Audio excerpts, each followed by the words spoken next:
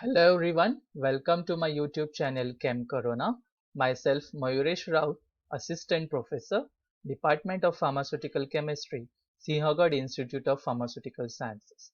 Today we are going to discuss Baeyer-Villiger oxidation.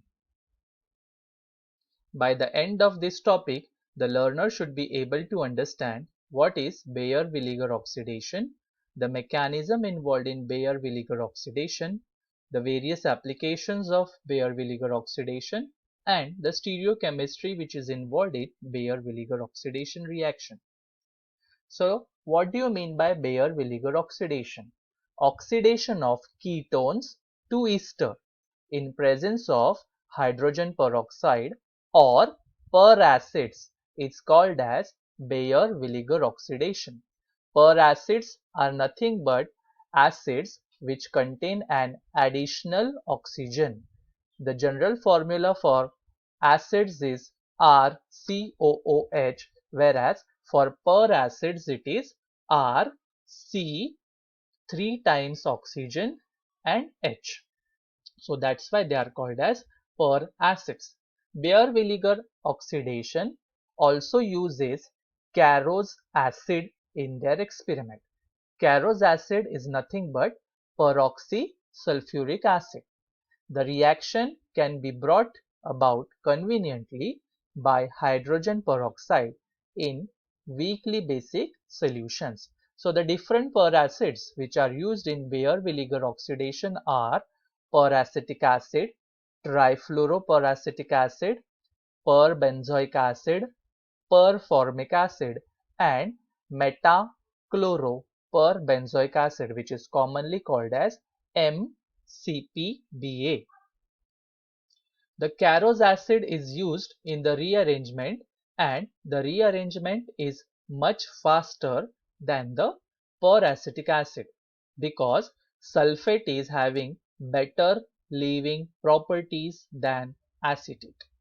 In Baeyer-Villiger oxidation, the best oxidizing agent is trifluoroperacetic acid.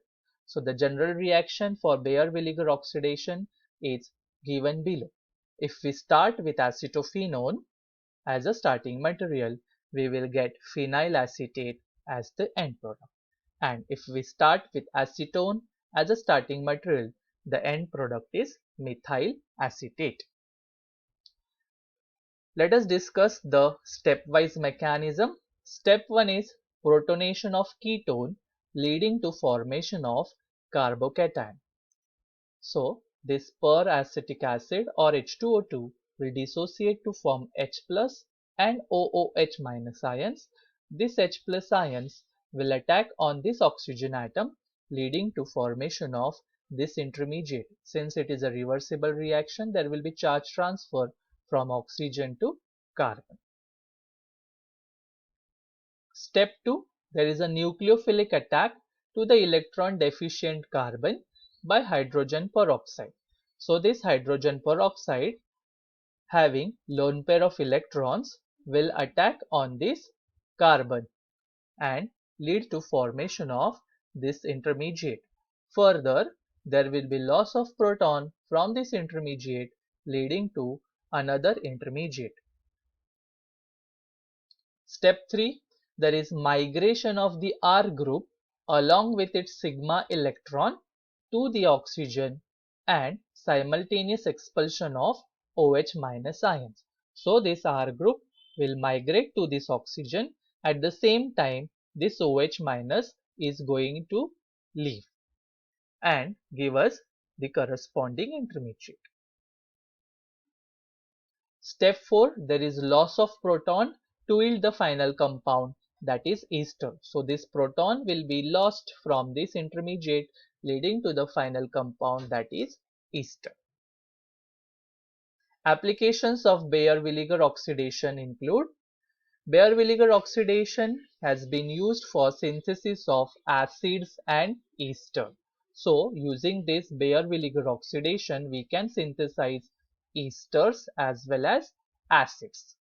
Second application is for lactones, that is Baeyer-Villiger oxidation can be used to convert ketones into lactones, that is cyclic ketones. They will undergo Baeyer-Villiger oxidation and lead to formation of lactones. So if we start with cyclohexanone as a starting material, we will get caprolactone as the end product. We can see here this 6-membered ring is converted to 7-membered ring. So there is ring expansion taking place.